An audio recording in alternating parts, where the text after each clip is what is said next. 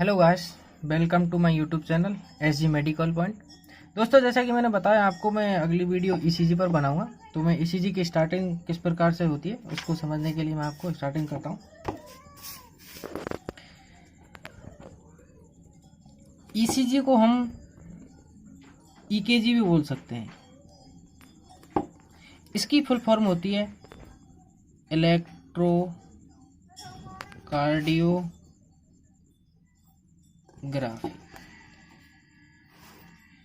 Electrocardiography. अब मैं बात करता हूं ईसीजी की डेफिनेशन। ईसीजी क्या है? It is the electrical graphically response for heart. मतलब हार्ट में जितने भी इलेक्ट्रिकल वेव जनरेट होती है उनका ग्राफिकली प्रारूप करने की जो प्रोसेस होती है वो ईसीजी होती है। ECG it is the graphically response या फिर representation of electrical activity of heart. अब मैं एक बात भी बता सकता हूं, जैसे कि electrically graphic representation of heart और it is the graphically representation of depolarization. Depolarization जैसे कि मैं आपको जो इससे पहले जो मैंने वीडियो बनाई थी डीपोलराइजेशन और प्लेटिस स्टेट, तो उसमें डीपोलराइजेशन जैसे ही कोशिका के अंदर आयंस की जो क्षमता बढ़ती है तो पॉजिटिव आयन बढ़ते हैं, जिससे कि क्या डीपोलराइजेशन की कंडीशन उत्पन्न होती है, जिससे कि एट्रियम सिस्टोल होते हैं। और एट्रियम सिस्टोल होने के कारण तो जो वेव जनरेट होती है वो सारा मैं आपको पहले बता चुका हूं। तो डीपोलराइजेशन की कंडीशन भी होती है, वो उसका ग्राफिकली प्रारूप, उसको भी ईसीजी कह सकते हैं। ईसीजी मशीन क्या है? ECG machine is the galvanometer. यह क्या है? एक गैल्वेनोमीटर है। और जैसे कि मैं बात करता हूं, ईसीजी में दो प्रकार की होती है। एक तो होते हैं इलेक्ट्रोड और दूसरी होती है लीड। इलेक्ट्रोड और लीड दोनों में बहुत बड़ा डिफरेंट है। कुछ लोग लीडों को ही, इलेक्ट्रोडों को ही लीड समझ लेते हैं, इलेक्ट्रोड के बारे में नहीं जानते हैं। तो मैं आपको बता देता हूं इलेक्ट्रोड क्या होते हैं। Electrode is the visually voltage sensitive device है। मतलब जो जिस प्रकार जिसको हम मरीज के लगाते हैं, जैसे कि जिसको हम मरीज के लगाते हैं जो हमको दिखती है, वो दिखती है, जैसे कि B1 हो गया या B2 हो गया, जो अपन को वो दिखती हैं वो क्या है? वो इलेक्ट्रोड है। जबकि जो लीड होती है, lead is the imaginary process. Lead हमको दिखती नहीं है, ये हमको इमेजिन करनी पड़ती है। और जैसा कि मैं इलेक्ट्रोड की बात करता हूँ, पहले इलेक्ट्रोड की बात करता हूँ, उसके बाद में लीड की बात करता हूँ। लीड कितनी होती है, क्या होता है? इलेक्ट्रोड की मैं बात करता हूँ तो इलेक्ट्रोड होते हैं 10। इलेक्ट्रोड होते हैं 10। और किस प्रकार से होते हैं, किस प्रकार से कौन सा इलेक्ट्रोड कहाँ लगता है, जिसमें मैं आपको बताऊंगा। जिसमें से 6 तो चेस्ट के लिए और 4 लेग के लिए लगते हैं। 10 इलेक्ट्रोड में से 6 चेस्ट के लिए और 4 लेग के लिए। अब मैं बात करता हूं, जैसे कि मैं बेसिक डायग्राम बना देता हूं। जैसे कि ये हो गया आदमी। दोस्तों, मेरे से इमेज अच्छा नहीं बनता है तो प्लीज़ समझने की कोशिश करना, मैं वैसे समझाने की कोशिश कर रहा हूँ। ये हो गया मीडिया स्टर्नम, ये हो गया मीडिया स्टर्नम।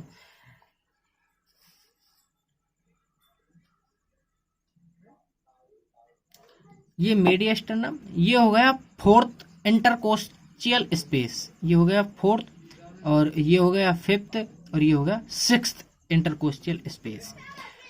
अब एक बात बता देता हूँ, जो फर्स्ट इलेक्ट्रोड होता है, फर्स्ट इलेक्ट्रोड की मैं बात करता हूँ। फर्स्ट इलेक्ट्रोड होता है वो राइट साइड में लगता है। जैसे कि जो मैं B1 लीड की मैं बात, B1 जो इलेक्ट्रोड होता है, इलेक्ट्रोड भी होता है और लीड भी होती है। जैसे कि मैं B1 इलेक्ट्रोड की मैं बात करता हूँ तो वो पेशेंट के राइट साइड में, मीडिया स्टर्नम के राइट साइड में, और राइट साइड में भी कितने, मीडिया स्टर्नम से 1 सेंटीमीटर की दूरी पर, 1 सेंटीमीटर की दूरी पर B1 इलेक्ट्रोड को लगाएंगे। और ये किन से इंटरकोर्स में आएगा? ये फोर्थ इंटरकोर्स स्पेस में आएगा। अब मैं बात करता हूं सेकंड इलेक्ट्रोड की। सेकंड इलेक्ट्रोड क्या हो सकता है? वो लगता है लेफ्ट साइड में, जिसको लेफ्ट साइड में लगता है। और लेफ्ट साइड में कैसे, जिस प्रकार से जो B1 लीड लगती है उसके just opposite side, media sternum के just opposite side left side में, और उसकी भी दूरी कितनी होनी चाहिए, 1 सेंटीमीटर की होनी चाहिए। अब मैं बात करता हूं तीसरे इलेक्ट्रोड की। तीसरे इलेक्ट्रोड की बात करने से पहले मैं दोस्तों बात करता हूं चौथे नंबर के इलेक्ट्रोड की।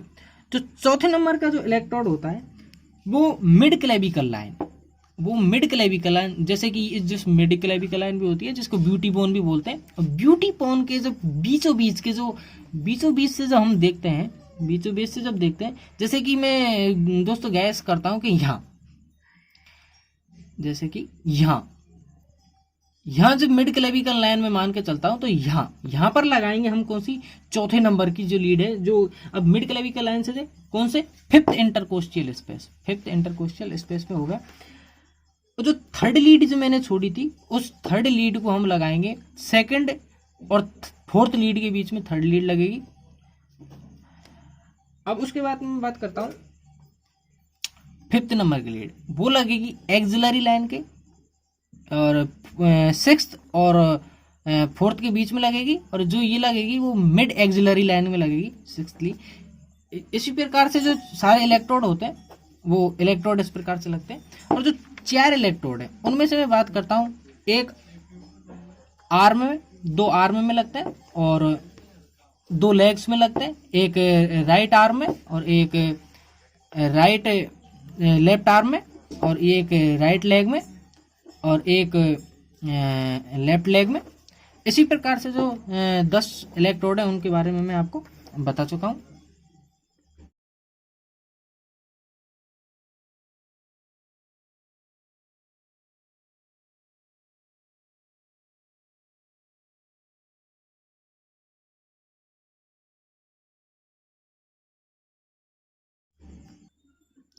अब गाइस मैं बात करता हूं ईसीजी के लीड के बारे में। ईसीजी की लीड रहती है 3 प्रकार से, इनका डिवाइडेशन किया गया है। चेस्ट लीड, दूसरी लिम्ब लीड,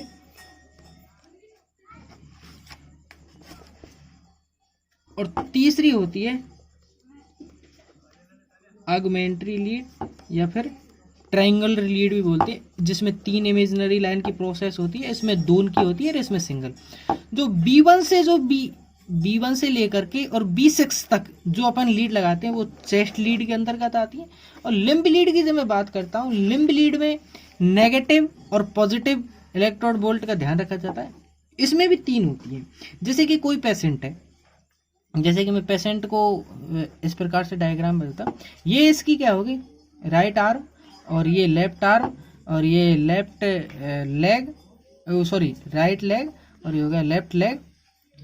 अब मैं बात करता हूँ, यदि मैं इसको पॉजिटिव मान के चलता हूँ, सॉरी यदि मैं इसको नेगेटिव मान के चलता हूँ और इस पार्ट को पॉजिटिव मान के चलता हूँ, तो RA और LB के बीच में एक लीड हो जाएगी। इसी प्रकार से दूसरे में बनाता हूँ, RA LA, राइट लेग और लेफ्ट लेग। यदि मैं इसको नेगेटिव मान करके जब इसको पॉजिटिव मान के चलता हूं तो एक लीड इमेजिनरी लाइन प्रोसेस यहां से बनेगी। और यदि मैं इसको नेगेटिव मान करके जो लेफ्ट लेग है उसको पॉजिटिव मानता हूं तो इससे क्या बनेगी, RALL, मतलब राइट आर्म और लेफ्ट लेग, एक लीड यहां से बनेगी। और जो तीसरी लीड की मैं बात करता हूं, तीसरी लीड की मैं जैसे बात करता हूं इसी प्रकार से राइट आर्म और लेफ्ट आर्म और राइट लेग, राइट लेग और लेफ्ट लेग।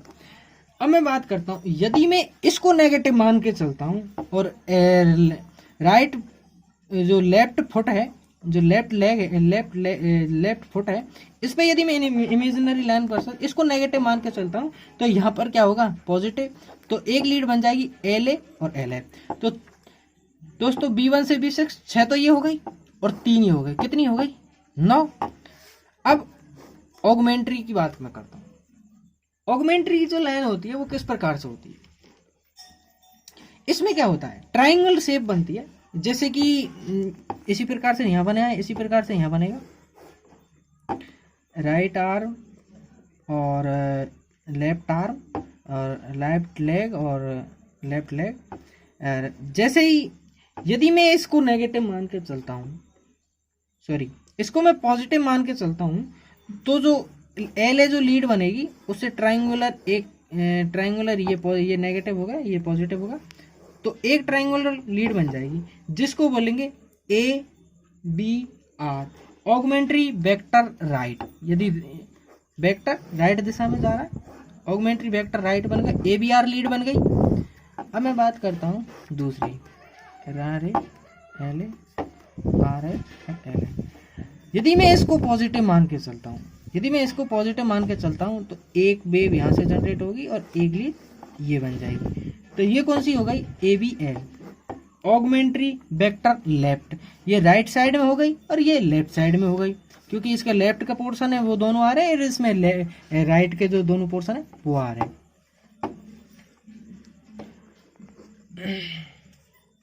अब मैं तीसरी जो लास्ट लीड है उसकी मैं बात करता हूँ ट्रायंगल के अंदर अंदर। यदि मैं इसको आर ए एल ए ये मान के चलता हूँ और एल ए, तो एक जो थर्ड लीड है ये बन जाएगी अपन की ए बी एफ, ये बन गई ए बी आर और ये ए बी एल और ये ए बी आर। तो ए बी आर ये लीड हो गए, इसको नेगेटिव। इसमें से सबसे मेन इंपॉर्टेंट बात है, जो आर एल जो होती है, जो राइट लेट होता है, जो हमेशा न्यूट्रल कंडीशन में होता है, ये उदासीन होता है। इसको हम कभी भी न पॉजिटिव नेगेटिव नहीं मान सकते, न्यूट्रल कंडीशन में होता है। और ये जो आर ए एल ए जो लेफ्ट राइट आर्म में ये बनती है, तो ये पॉजिटिव धनायन आयन के बीच में, दो नेगेटिव चार्जेस के बीच में बनता है। अब मैं बात करता हूँ जो नॉर्मल ईसीजी होती है, जो एबीआर होती है, जो एबीआर जो लीड होती है, जो ये सबसे मेन इंपॉर्टेंट लीड होती है, सबसे मेन इंपॉर्टेंट लीड होती है। एबीआर लीड का यूज मैं बताऊँ, एबीआर जो लीड होती है इसका सबसे मेन इंपॉर्टेंट चीज क्या है, जो भी कोई ईसीजी पढ़ता है सबसे पहले जो लीड को देखता है एबीआर लीड को देखता है, क्योंकि जो एबीआर लीड है वो ईसीजी सही हुई है या फिर गलत हुई है, उसका जो करेक्ट प्लेसमेंट है वो एबीआर लीड करती है। यदि एबीआर लीड में पी वेव है, यदि एबीआर लीड में पी वेव है, वो हमेशा डाउनवर्ड, जैसे कि मैं आपको ड्रॉ करके बता देता हूँ, ये होगा टी वेव और ये हो गया ये।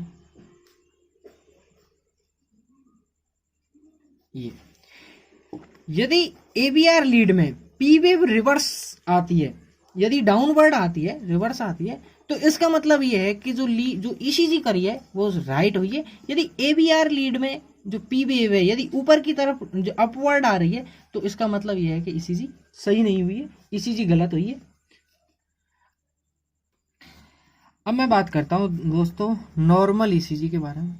और नॉर्मल ईसीजी ये थोड़ी सी डिफिकल्ट होगी, थोड़ी सी बड़ी वीडियो बनेगी उसकी, तो प्लीज़ मेरे ईसीजी के जो दूसरा पार्ट है उसके में जा कर के उसको देखें, और उसमें नॉर्मल ईसीजी के बारे में बताऊंगा मैं, और ईसीजी से रिलेटेड जो किस प्रकार से ईसीजी में कौन कौन सी बीमारियों को देख सकते हैं, प्लीज़ उसको ज़रूर देखें। और इसको चैनल को सब्सक्राइब करें, वीडियो को लाइक करें और शेयर करें, और ईसीजी का जो दूसरा पार्ट बताऊंगा उसको ज़रूर देखें, वो बहुत ज़्यादा इंपॉर्टेंट है। तो प्लीज़ जब तक के लिए धन्यवाद।